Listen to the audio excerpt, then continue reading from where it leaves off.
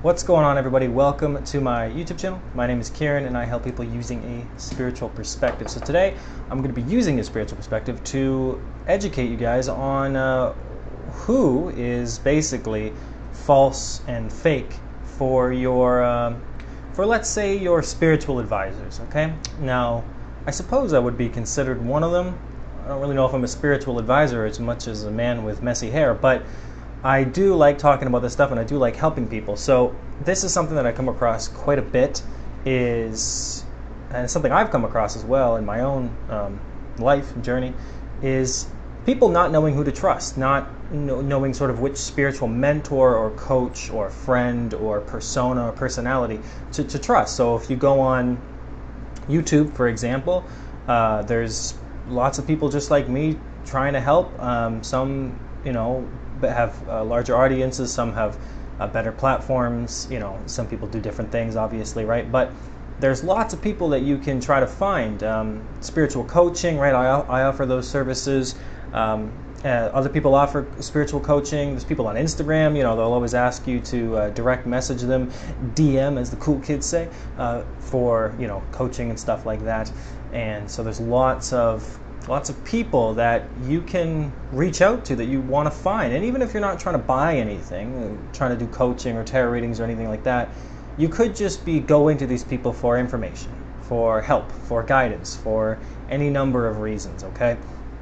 And you might be watching videos, clicking on links, reading articles, okay? But how do you actually know to trust the information you're getting from this person, okay? So I've sort of written down a couple of things here. I think about 6. I got a little piece of paper right here just to keep it in my memory about what it is that actually you need to know about these people and whether or not it's the right choice for you, right? So whether or not someone like me should actually be right for someone like you. Say if you're going to do coaching with me, or if you're going to do coaching with someone else, or if you watch my videos, how do you actually know that what I'm saying is right for you? How do you know that it's supposed to be what you're hearing, right? Because there's lots of things that we can disagree with, that we can have sort of, maybe the same opinion, but we might feel differently about the end result of it all. So you want to get people in your life that are telling you information that reaches a deep place, right? So before we begin and I start prattling on about this sort of 6 these 6 things I have written down here, it's really important to start with the word resonates, okay? So I think there's this tendency to go with what resonates. But the thing about that word is that it sort of like implies that things don't change over time. So when you take something that resonates, it might just be what you want to hear. And that's very important to remember, because something that resonates now isn't necessarily going to resonate in 2 years or even 2 months, okay? Sometimes even 2 weeks. It really depends on how fast you're growing and what's going on in your life. So with the things that resonate, it's important to keep in mind that you're not trying to get people that just tell you what you want to hear. And then you might say, oh, well, that resonates with me. Of course it does. It's what you want to hear. So we also want to keep in mind that this word resonates is I'm not going to just use it and throw it around. Of course it's important that you want to get somebody that you resonate with, and we'll talk about that definitely at the end there. I wrote it down. But it's best to just keep in mind that things do change over time, and that the word resonate seems to imply in this sort of spiritual community that you're really just trying to find somebody that you immediately go, oh yeah, that's fine, I like that, that's great. No, that's not resonate. That's just being told what you want to hear. Something that resonates should and always be, or at least a better chance of understanding it, is somebody who's telling you something that you already knew, but sort of maybe forgot or didn't quite know how to put it into words. And then here's this person that sort of shows up maybe a day or a week or a month later after you've had these ideas, and it's like, oh wow, that's exactly what I've been thinking or what I've been saying. That's that's something that resonates. That's a resonation. Is resonation a word? I don't know. It should be if it isn't. But something that resonates is like that. Not just hearing things for the first time and then that's what you want to hear. Right? That's not what that is. It's an internal mechanism that you've already gone through, right? So truth, when we talk about truth, it's something that we already have within us. That's what truth is, something we already recognize. That's why a lot of these spiritual gurus, or these masters as we call them, that's why their sort of books or their videos or whatever, the things that they say are so that they resonate with a large group of people, because they're very simple, and because they're simple they resonate with a large group of people, because it's wisdom that we already sort of knew. When we hear it we go, oh, I've already know that, I get that, I already knew that. It's not new information. Okay, so that brings us basically to my first point here, which is about how to tell if your spiritual person is right for you, the person that you're looking at, the mentor, the coach, right? How do you know that they're right for you? Well, number one, focus is on truth. Okay, so using that definition of truth that I just gave you, as well as this idea of sort of what resonates and what doesn't, the meaning of that really, we want to keep in mind that when somebody focuses on truth, they're focusing on love. Okay, they are not focusing on hate or judgment or values of a sort of 3D society. Okay, so if they're focusing on truth, they're trying to get to the core, which means that you'll know that somebody's right for you if what they're saying already resonates within you. It's not something that you haven't really understood. It's something that maybe is being put to you in a different way, the right amount of words, that, you know, just the English language, you know, you're listening to this, presumably you speak English, and, you know, the right amount of words in this language, and then it hits you and you're like, I've been feeling that, I've been thinking that, and this person just said it perfectly. So I get that they already know what I'm going through. I think that this person understands my truth, or some sort of truth, right? Because truth is, of course, semi-relative, right? This idea that there's our own personal experiences of things. So what you're looking for is somebody to focus on love. Okay, so they're not going to get bogged down with hate and judgments and things of that nature. They're really going to focus in. So I guess an example would be, you know, say if you are in a say if you believe you're in a twin flame relationship or something like that. Somebody who really focuses on truth and love isn't going to, I hope, focus on the label of that. They're really going to want to get to the issues that you feel. They're not going to try and make you believe that you are in a twin flame relationship if, for example, it seems very toxic or you seem to be suffering. They're going to want to focus on making you feel better as a person and uncovering all the bullshit that's already there, using truth, right? Using love. And this brings me into my second point here, which is objectivity. A person who you can trust, a spiritual person, a mentor, guru, again, that you can trust is going to be objective.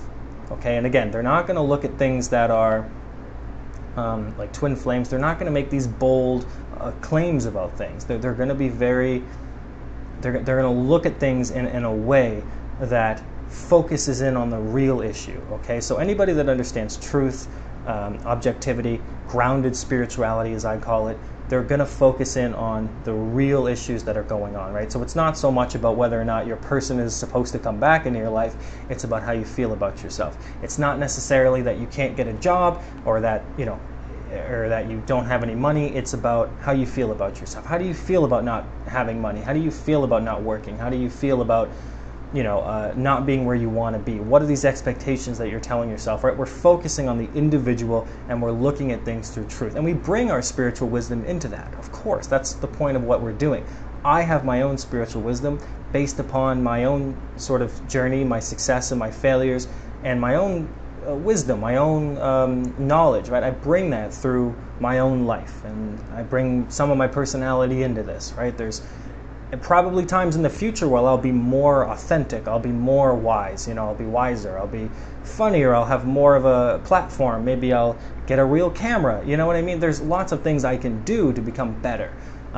But even now, all I know for certain is that I try to bring what I have accumulated into these videos, into the people I talk to. That doesn't mean I'm perfect, it doesn't mean that I'm always right. It just means that I'm focused on truth, and I'm open, objectively, to things growing, to things evolving over time. And so any real teacher, right, and I'm not saying that I'm the realest teacher for you, of course not, but any real teacher that you're finding has to so far focus on truth, but also have this objectivity about them, not getting bogged down with, you know, black and white, right? We're looking at things in a large scale. We're trying to help in a good way. So it also helps to be objective about one's own self as well, to realize that everything I say isn't going to be right for everybody, nor should it be. All right. So as a sort of spiritual person, I guess, this awakened, spiritually awakened being, again, sounds very weird to say, but that's the objectivity, right? That I've learned sort of through that, is that because of that, I understand that, that there's so much truth. It's like, truth, and there's like all this truth everywhere, and it all sort of connects because it all has the same sort of energy into it, like God and Allah, the universe, source, right? All of these things people pigeonhole themselves into, these religions, these beliefs, these ideas, these practices, and yet all of them are basically the same. So you have to have some objectivity. So you want somebody who brings in a new perspective, right? So number 3, and this is hugely important, of course, they don't blame you. And this is a pretty easy one. You don't want somebody, a coach especially, to consider you the problem for everything that's going on, because that's not necessarily true. And it's not helpful either, obviously. This is huge among law of attraction coaches, is you'll definitely notice this trend of you being the problem. It's not that the law of attraction doesn't work, it's that your fault. You suck. Try better, try harder, do more.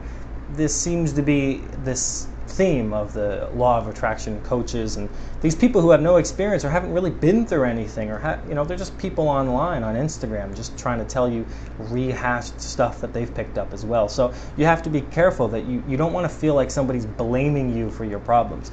Taking responsibility is definitely one thing. Absolutely, right? Our emotions are our responsibility, but they're not necessarily our fault. And likewise, the things that are going on the outside are not necessarily our fault either.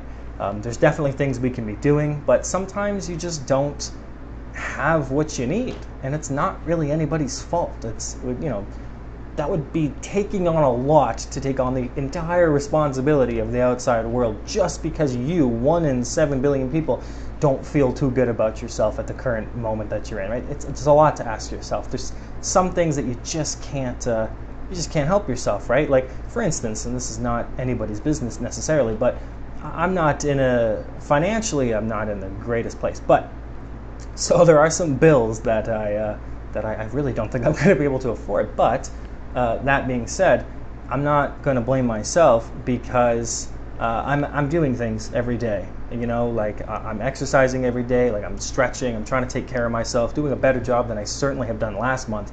I'm doing these videos, I'm making music, I'm recording, I'm trying to get this book published, my second book, and I'm reaching out to these agents. So it's not like I'm wasting my time. I'm trying to meditate, I'm trying to do this downtime, and I'm just trying to exist as somebody who doesn't need to do anything. I'm trying to get into this notion of contentment, do I need to fill my day with a bunch of stuff just to feel like I've done something?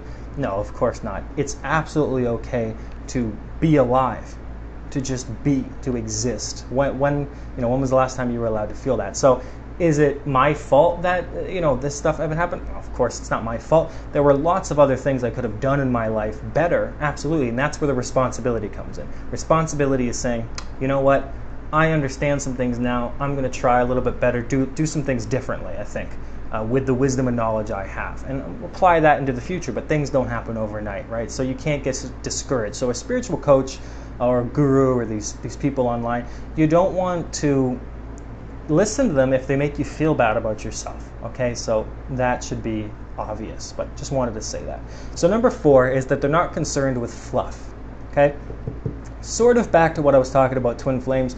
Again, I'm not going to say whether or not they're absolutely false or absolutely real, but I will tell you that the people who are concerned with these things often are missing the entire point of feeling better, of doing the shadow work, doing the legitimate work. It's never been about what job you have, what person you're with, where you live, where you're at, what your success looks like, what your failures have been. It's really comes down to how you feel about yourself and your emotions. They are the driving force to what you do. They are the inspiration behind all of your actions, whether or not you're conscious of them or not, right? We escape because we feel bad. We do something good because we feel good, right? It's always an emotion. We think that it's our thoughts, we think it's all this, but no, it comes down fundamentally to our emotions and how we feel about ourselves. So there's a less of a focus on on labels, basically. And you'll notice this. You'll notice this among all of the top tier masters and gurus and all this stuff. You'll notice it. Eckhart Tolle, no mention of crystals, tarot, spirit guides, angels, twin flames, soulmates. Well, he's not necessarily denying any of it, but what is he focusing on? He's focusing on the power of now. He's focusing on the present moment, and everything along with that and all of his wisdom and all of his experience is put into his work. No fluff.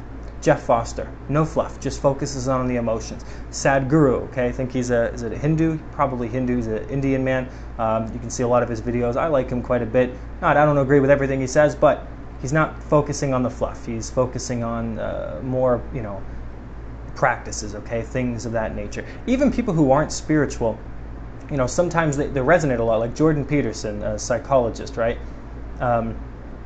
He resonates with a lot of people, a lot of men usually, because he doesn't focus on the fluff of things. He's really just talking about the responsibility. Now, I don't agree with everything he says, but you'll notice this. There's lots of spiritual teachers. I think his name is it Muji? I think it's like that.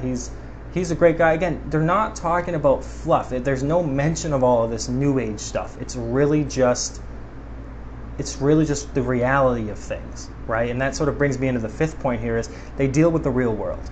Okay, so you want a spiritual coach who's going to be able to be relatable to you, but also relatable to the things you're trying to do. Okay? Sometimes it's not very helpful when you have, say, like an injury or something going on, like just as an example, and people try to make it seem like, oh, well, your knee injury is because you're angry with your father or something, and you're like, well, shit, maybe, but I actually did just injure this, and there is a real world explanation for what's going on here. Spiritual reasons behind things is a huge part of spirituality, trying to find the meaning behind things. The only issue with that, and I do this myself too, is that you'll search for meanings that aren't necessarily there, right? If you've hurt yourself at the gym, maybe you don't need to necessarily look to spiritual meanings. Maybe you need to focus in on the real world. And that's just a small example, okay? These are people that, they're not going to tell you things that are outlandish, right? We're focusing on the real world. So if you have a real legitimate physical problem, they're not going to say, well, go lay down in a bunch of crystals, okay? If somebody's telling you that and they're your coach, get rid of them immediately. Anybody who would say, well, I think it might be a good idea to maybe go with a doctor, and then also maybe talk about some things like things you can do to make yourself feel better and focus in on the spiritual meaning, absolutely, but it's never going to be just focusing on the new age sort of spirituality, the fluff of all these things, right? You want coaches that are going to be able to tell you things that genuinely help you in the long term, even if it's difficult in the present, okay? And you want them to relate to you. You want them to be able to understand what you're going through. There's nothing, I hate more than people, trying to express something you're going through, and coaches or other spiritual people want to sort of almost deny that it's happening to you. They want to just be positive all the time. And it's like, well, yeah, maybe, but I understand it's better to have a positive outlook on things, but right now I feel like shit, and I wish there was somebody who could tell me it's okay to feel like shit. Sometimes you want people to tell you that, and you want to feel like it's okay to feel how you are, and that seems to be missing from a lot of spiritual people, okay? So it's important to find somebody who makes time for your negativity, for your sadness, for your real world issues, for your lack of money, your lack of job, the pain that you're going through, a breakup. It's not all supposed to be just spiritual new age fluff. There is a real world going on here. There are real world problems that cannot just be ignored or wished away through positivity, nor should they be. That's not the point, right? If the point is to bring Earth into a sort of new age, into a new way of thinking and believing, then we do need to focus on the issues that are here, that are really happening, right? So, and 6, and this is just, of course, goes back to my first point about sort of resonating, they feel right, all right? So if you are subscribed to me, you watch my videos, and you haven't said, I think I hate this kid, then in some small way, I feel right to you, right? Other people feel right to me. And you'll know this with your friends and people that you're close to, strangers that you meet. Something will feel off if they're not really supposed to be in your zone, if you don't really need to get that close to them, so to speak, right? But when you meet somebody that you just know, like, that's the person. I feel right with this person. This will be okay. You know that with love, you know that with friendships, you know that with spiritual coach. It just feels right. So you want to pay attention to that feeling, because that's also your intuition sort of nudging you in the right direction. Okay, so there's your 20-minute video. I hope that this was helpful. Again, it's not even supposed to be, there's probably tons of reasons, but this is not supposed to be a, I can only hope that some of these things at least resonate for me, for you guys watching, but this is definitely not supposed to be all for me, right? And in fact, if these do not resonate with you for me, you should probably not watch my videos anymore. But I really just want this to help you with the people that do come into your life, because I have been bamboozled by quite a few spiritual people, and hopefully, luckily, it was never too bad, but it did distract me and keep me off, I think, my own purpose for longer than at least I would have chosen consciously. Okay, so anyway, guys, we'll talk later. I'm going to do these videos every day, so I hope that I hope this one resonates. Okay, guys, talk soon. Bye-bye.